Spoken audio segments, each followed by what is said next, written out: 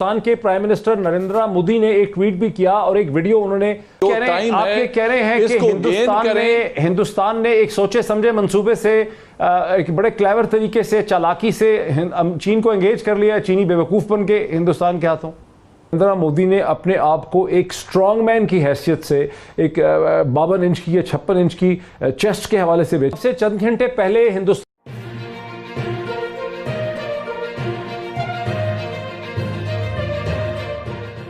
के prime minister Narendra Modi ने एक ट्वीट भी किया और एक वीडियो उन्होंने बयान अपना इशू किया 45 सेकंड का, जिसमें उन्होंने कहा कि हिंदुस्तान जो है वो शांति का, अमन का ख्वाह है, लेकिन उसे कमज़ोर ना समझा जाए और उसको प्रोवोक किया जाएगा तो हिंदुस्तान बड़ा हार्ड हिट करेगा। ये कहा है आज नरेंद्र मोदी ने, अब से कुछ 6 घंटे पहले।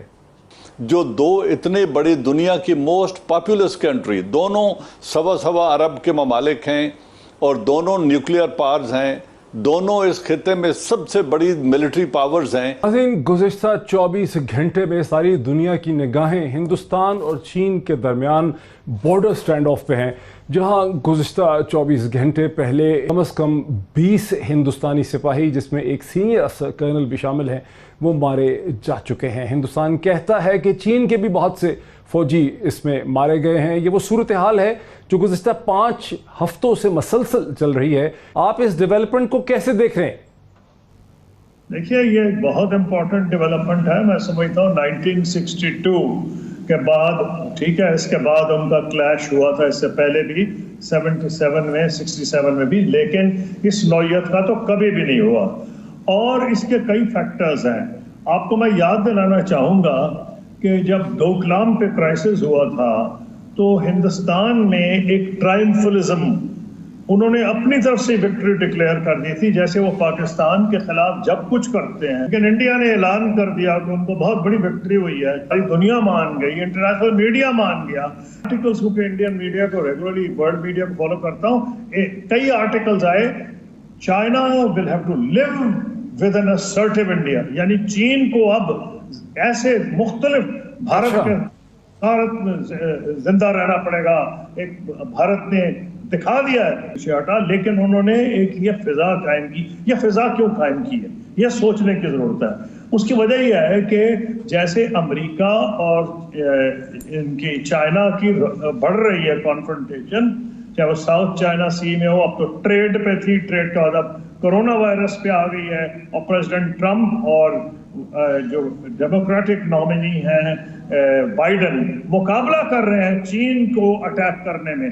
तो इंडिया ने भी ये सोचा कि जनाब, ये इस वक्त तो सारी वेस्टर्न वर्ल्ड हमारे साथ है, अमेरिका हमारे साथ है, और इसलिए उन्होंने जो जिस तरह डोकलाम में किया, उन्होंने कोशिश फिर यही की है यहाँ, और वो बहुत अच्छा मैं समझता हूँ एनालिसिस इस वक्त जो किया जा रहा है, वो चाइनीज यहाँ अनफॉर्चुनेट इंटरनेशनल मीडिया पिकअप नहीं कर रहा, और वो ये है कि उन्होंने चाइना को अंडर एस्टिमेट किया है। चाइना हिंदुस्तान से अमन चाहता है, सारे नेबर्स से अमन चाहता है, लेकिन वो ये नहीं चाहता कि हिंदुस्तान ये समझे कि क्योंकि उनकी अमेरिका से कॉन्फ्रंटेशन है तो अमेरिका उनको बैक करेगा और चीन इसकी वजह से पीछे हट जाएगा। कि हिंदुस्तान, जिसको कि अमेरिका टाउट करता है, प्रेजेंट करता है अपने एक स्ट्रेटेजिक एलाय के तौर पे, और ये स्ट्रेटेजिक एलाय जो है वो मसलसल 5 हफ्ते से एम्बेरस हो रहा है चीन के हाथों में। अमेरिकन ऑप्शन इस स्टेज पे हैं क्या?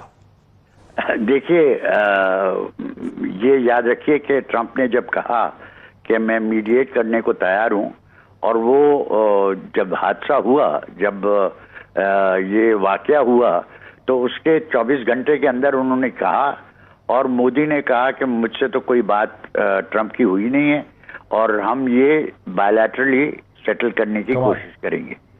दूसरी चीज ये कि देखिए, अभी जो हिंदुस्तान ने किया है, हिंदुस्तान को ने जो रास्ते बनाना शुरू किए थे, उसका उनको 2019 में जब उन्होंने 2 टेरिटरीज बनाए, कश्मीर और लद्दाख को अलहदा किया, उसी वक्त चीन ने उनसे कहा था कि आप गलत फहमी में हैं और ये हमारे लिए तो तशवीश का बायस है।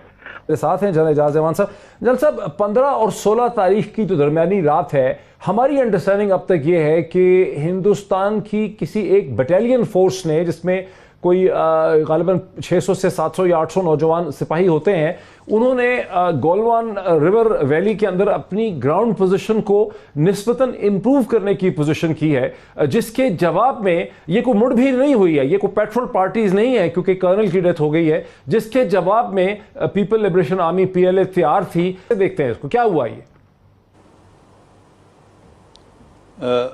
मोहित, बात यह है कि हमें इसको, ये जो टेक्निकल डेवलपमेंट जिसकी आप बात कर रहे हैं गलवान वैली की, और ये जो कैजुअल्टीज हुई हैं, ये एक बहुत छोटा इंसिडेंट है। ये टेक्टिकल एक्शन है जो दो इतने बड़ी दुनिया की मोस्ट पॉपुलस कंट्री, दोनों सवा अरब के ममालिक हैं और दोनों न्यूक्लियर पावर्स हैं, दोनों इस खिते में सबसे बड़ी मिलिट्री पावर्स हैं, इनके दरमियान एक बटालियन एक्शन की अहमियत नहीं है। अगर हम इस पूरे पर्सपेक्टिव को समझें कि ये क्या हो रहा है, कौन करवा रहा है, नहीं देखें एक कर्नल और 20 आदमी जो इनके कैजुअल्टीज हुई हैं, और ये क्लेम कर रहे हैं कि कुछ चाइना की भी कैजुअल्टीज हैं, अगरचे चाइना ने वो डिक्लेयर नहीं किया और कुछ अफराद लापता हैं। सबसे चंद घंटे पहले हिंदुस्तान के प्राइम मिनिस्टर नरेंद्र मोदी ने एक ट्वीट भी किया और एक वीडियो उन्होंने बयान अपना इशू किया 45 सेकंड का, जिसमें उन्होंने कहा कि हिंदुस्तान जो है वो शांति का, अमन का ख्वाह है, लेकिन उसे कमज़ोर ना समझा जाए और उसको प्रोवोक किया जाएगा तो हिंदुस्तान बड़ा हार्ड हिट करेगा। ये कहा है आज नरेंद्र मोदी ने, अब से कुछ 6 घंटे पहले। हिंदुस्तान जिसको अंदर आपने सर्व किया है, जहां आपने अंदर से देखा, वहां क्या इंपैक्ट हो रहा होगा इस पूरी सिचुएशन का सियासी तौर पे, जहां नरेंद्र मोदी ने अपने आप को एक स्ट्रॉन्ग मैन की हैसियत से, एक 52 इंच की या 56 इंच की चेस्ट के हवाले से बेचा हुआ है कि वो स्ट्रॉन्ग है, डिसाइसिव है। वो पॉलिटिक्स जो है वो किस तरह से वो पॉलिटिक्स जो है उसमें नरेंद्र मोदी कैसे कुछ कर सकते हैं? देखिए, हमें हकीकत पे मबनी चीज देखनी चाहिए, लेकिन जो पार्लियामेंट्री उनकी मेजॉरिटी है और जो राज्यसभा में भी मेजॉरिटी हो रही है, उनको कोई ये डर नहीं है कि उनकी गवर्नमेंट को शेक किया जाएगा।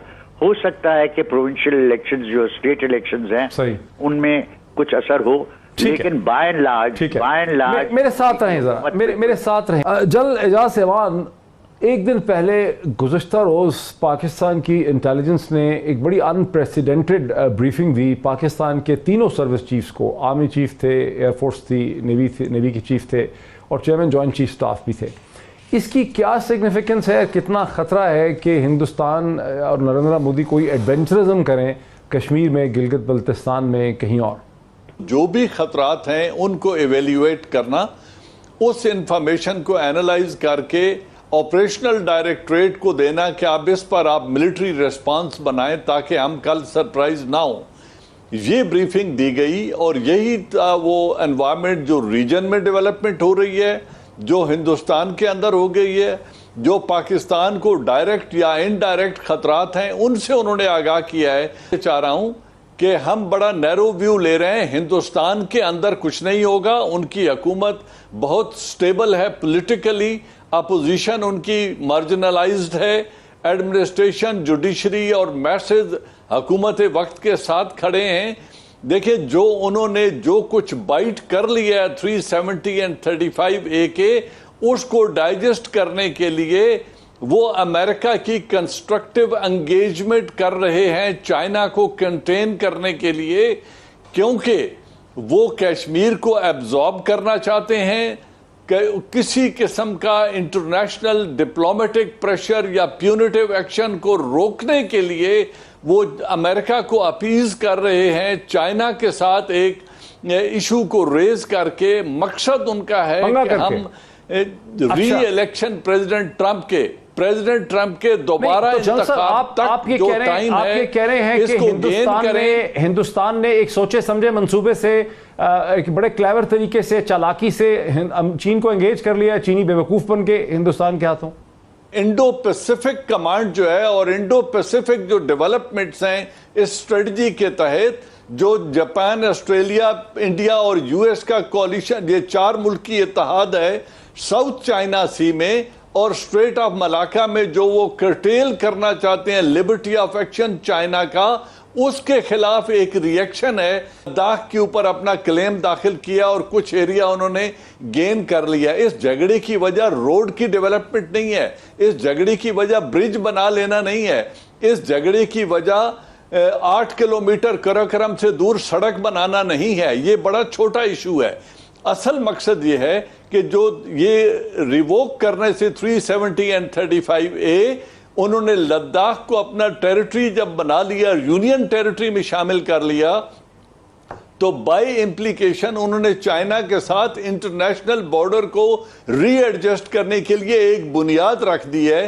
क्योंकि जो लॉन्ग टर्म ऑब्जेक्टिव है इंडिया का, उसको समझने की जरूरत है। वो अभी कश्मीर को एब्जॉर्ब करेंगे और अगर प्रेसिडेंट ट्रंप री इलेक्ट हो जाते हैं तो चाइना के इस इंडियन ऑक्यूपाइड कश्मीर के अंदर उनके बेसिस बनेंगे और चाइना यूएस और इजराइल के स्टेक बिल्ड करके कश्मीर के अंदर वो डेवलपमेंट्स की जाएंगी जो रोड एंड बेल्ट इनिशिएटिव को और सी पैक को सैबोटेज करने के लिए एक परमानेंट थ्रेट क्रिएट करना चाहते हैं।